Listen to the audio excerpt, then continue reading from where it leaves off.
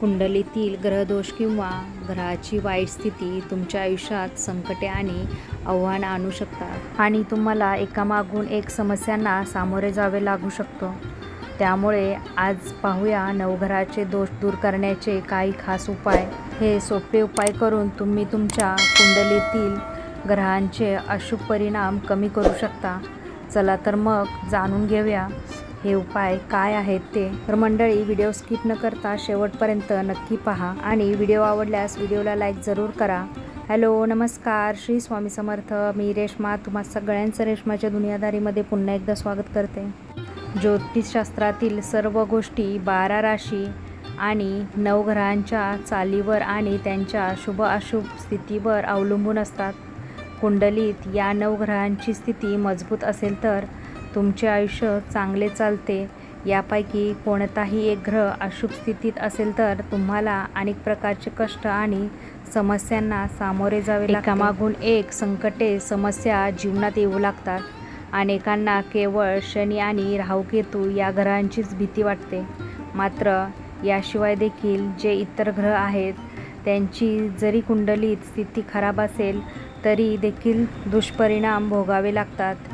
त्यामुळे आज आपण पाहूया नवग्रहांची कुंडलीतील अशुभ स्थिती सुधारण्यासाठी कोणते उपाय करावे. जर तुमच्या कुंडलीत सूर्यग्रह अशुभ असेल तर रोज आदित्य स्तोत्राचे पठण करा. सकाळी उठल्यावर स्नान करून सूर्यदेवाला नमस्कार करा आणि तांब्याच्या तांब्यात जल घेऊन सूर्यदेवांना अर्पण करा. तांब्याचा सूर्य बनवून त्याची रोज पूजा करा. तो तुमच्यासोबत ठेवा. घरातून बाहेर पडण्यापूर्वी रोज गुळाचा एक छोटा खडा खा. यामुळे सूर्याचा अशुभ प्रभावापासून मुक्ती मिळते. चंद्राचा अशुभ प्रभाव कमी करण्यासाठी सोमवारी 5 लहान मुलींना खीर खायला द्या. चंद्र हा आईचा कारक ग्रह आहे. त्यामुळे चंद्राच्या वाईट परिणामापासून वाचण्यासाठी रोज सकाळी आईच्या पाया पडायला सुरुवात करा. सूर्यास्तानंतर दूध पिऊ नका. शिवलिंगावर सोमवारपासून कच्चे दूध आणि पाणी अर्पण करा.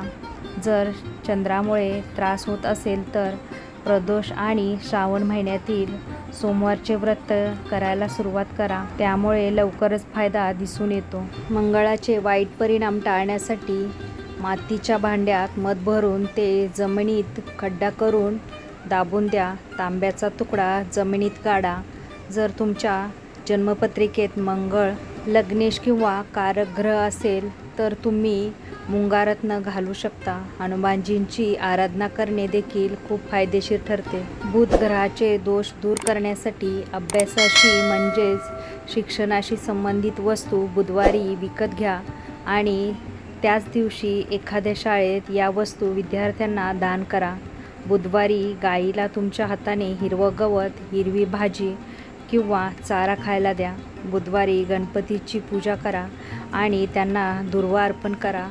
गोमती चक्रावर गणपतीची मूर्ती करून ती घेतल्यास लवकर फायदा होतो. बृहस्पती ग्रहाचे अशुभ परिणाम कमी करण्यासाठी गुरुवारी धार्मिक स्थळी बेसनाचे लाडू अर्पण करा.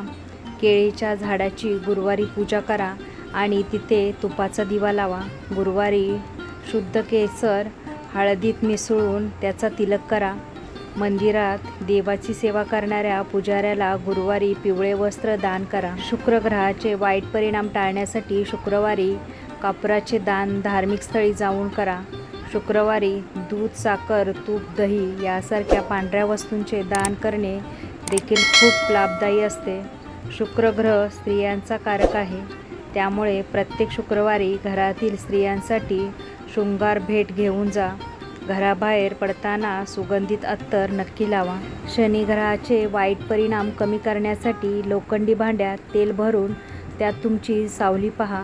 त्यानंतर ते तेल आणि भांडे दान करा. कावळ्याला आणि कुत्र्याला तेलात चोपडलेली भाकरी किंवा चपाती खाऊ घाला. शनी स्तोत्र हे खूप प्रभावी आहे आणि शनीची पीडा दूर करते. हे स्तोत्र शनिवारी रोज वाचा. शनिवारी संध्याकाळी पिंपळाच्या झाडाखाली काळ्या तिळाच्या तेलाचा दिवा लावा. राहू ग्रहाच्या अशुभ प्रभावापासून वाचण्यासाठी गोमेत्रत्न धारण करा. एखाद्या दिव्यांग व्यक्तीला मदत करा. सिसे धातूपासून बनवलेले त्रिकोण राहू यंत्र तुमच्याजवळ ठेवा. राहूचे पीडा टाळण्यासाठी चुकूनही मासे खाऊ नका. केतू ग्रहाचा वाईट परिणाम कमी करण्यासाठी एखाद्या जाणकार ज्योतिषाचा सल्ला घेऊन लसूण या रत्न धारण करा. केतू स्तोत्र आणि केतू कवच रोज वाचा. केतूचे वैदिक किंवा तांत्रिक मंत्राचे जप एखाद्या पंडितजीकडून करून घ्या. तर मंडळी, तुमच्या नवग्रहामध्ये काही दोष असतील तर हे उपाय नक्की करून पहा. तुम्हाला आजचा व्हिडिओ कसा वाटला तो कमेंट करून सांगा. व्हिडिओ आवडल्यास व्हिडिओला जास्तीत जास्त लाईक, शेअर, सबस्क्राईब करा. पुन्हा भेटूया आपण उद्याच्या नवीन व्हिडिओसोबत. तोपर्यंत सगळ्यांना श्री स्वामी समर्थ. जय जय स्वामी समर्थ.